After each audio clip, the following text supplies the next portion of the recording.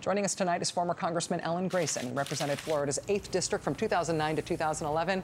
Congressman Grayson, it is nice to see you again. Thank you for joining us. Thank you.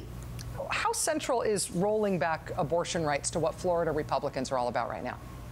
I think it is quite central. Our polling shows locally, and this is true throughout the state, that around 10% of the Republican vote is a strictly anti-choice vote.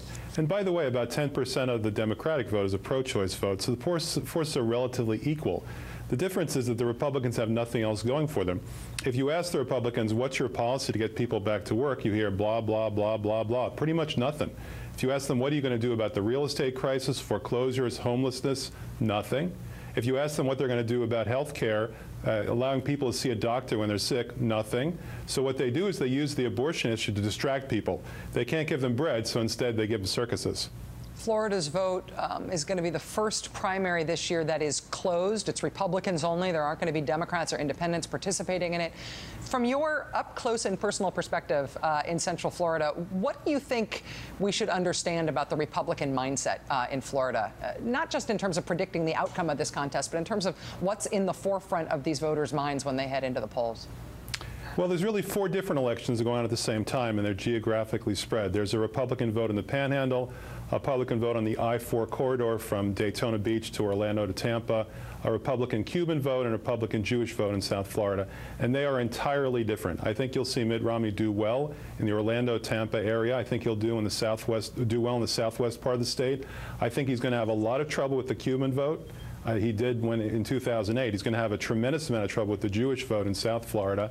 And in the Panhandle, I think you'll see them split evenly, but I'd give the edge to Gingrich, and I think also you'll see other candidates do well in the Panhandle. Why do you think that prominent Florida Republicans like Marco Rubio and Jeb Bush and Governor Rick Scott aren't endorsing anybody?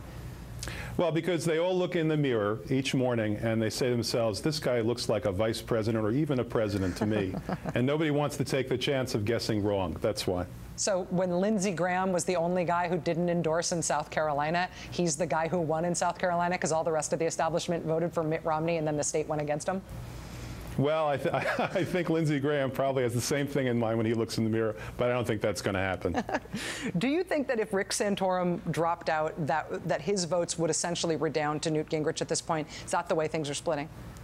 Yeah, I mean, I see a block of sort of semi-rational people in the Republican Party who seem to, for the most part, support Mitt Romney. I see Wall Street and small business types who seem to support Mitt Romney. I see a tremendous amount of fundamentalist Christians whose vote is now split between Gingrich and Santorum, which is odd since they're both Catholic and almost all of them in Florida are Protestant, but that's the way it goes, I guess.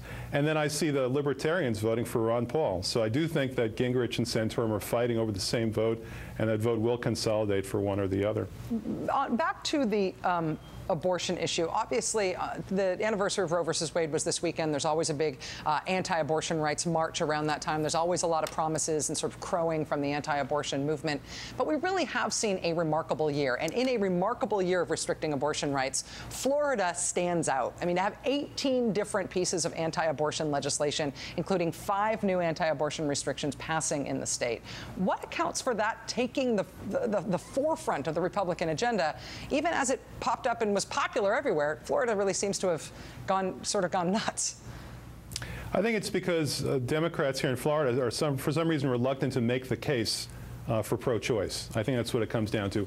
I have no trouble telling people that I think the most fundamental right is the right to control your own body, but I hear very few other Democrats saying anything like that. So we've basically left the playing field, and I think that's a shame.